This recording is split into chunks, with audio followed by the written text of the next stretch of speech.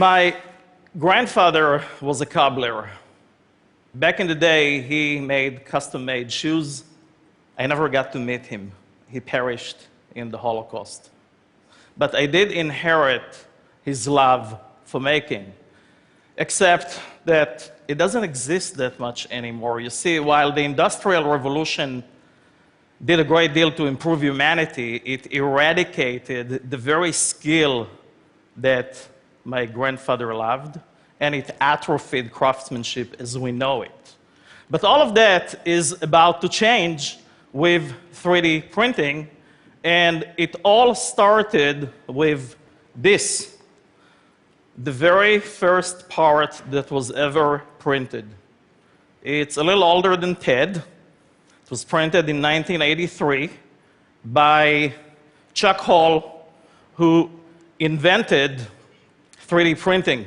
But the thing that I want to talk to you about today, the big idea that I want to discuss with you, is not that 3D printing is going to catapult us into the future, but rather that it's actually going to connect us with our heritage, and it's going to usher in a new era of localized, distributed manufacturing that is actually based on digital fabrication.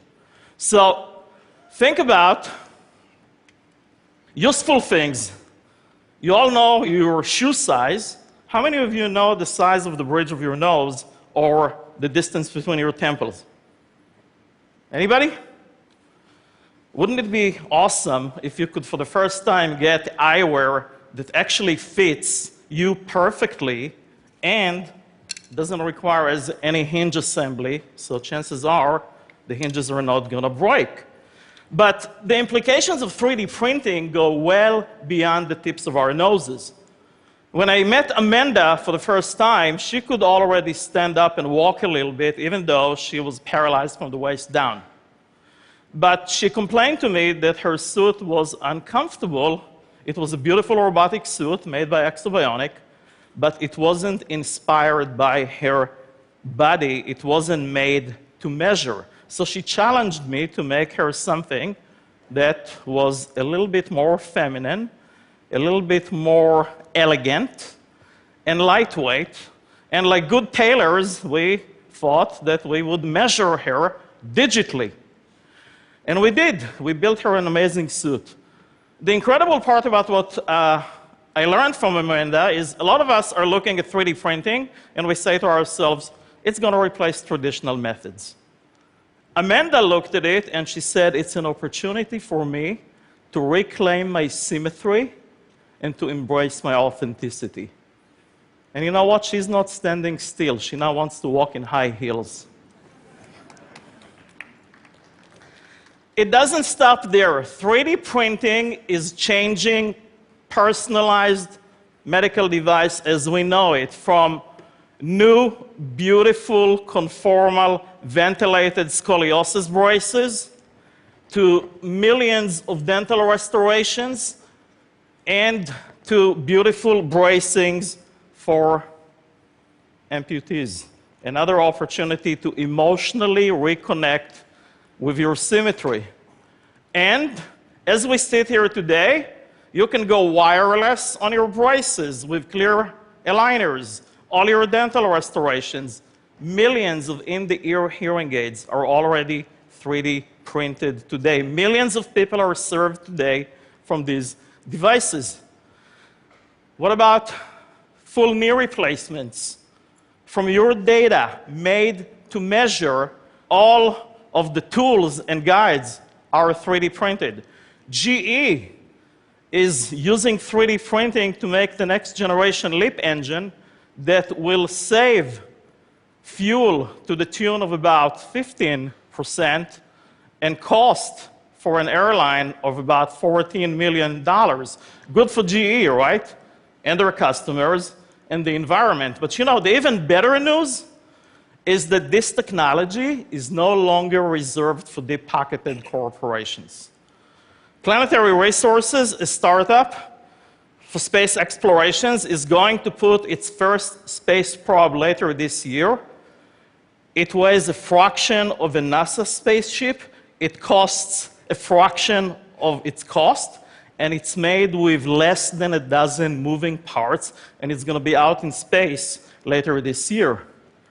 Google is taking on this very audacious project of making the block phone, the Aura. It's only possible because of the development of high-speed 3D printing that for the first time will make functional, usable modules that will go into it. A real moonshot powered by 3D printing. How about food? What if we could, for the first time, make incredible delectables like this beautiful Teddy here that is edible? What if we could completely change the experience like you see with that absinthe serving that is completely 3D printed? And what if we could begin to put ingredients and colors and flavors in every taste, which means not only delicious foods, but the promise of personalized nutrition around the corner. And that gets me to one of the biggest deals about 3D printing. With 3D printing, complexity is free. The printer doesn't care if it makes the most rudimentary shape or the most complex shape. And that is completely turning design and manufacturing on its head as we know it. Many people think that 3D printing will be the end of manufacturing as we know it.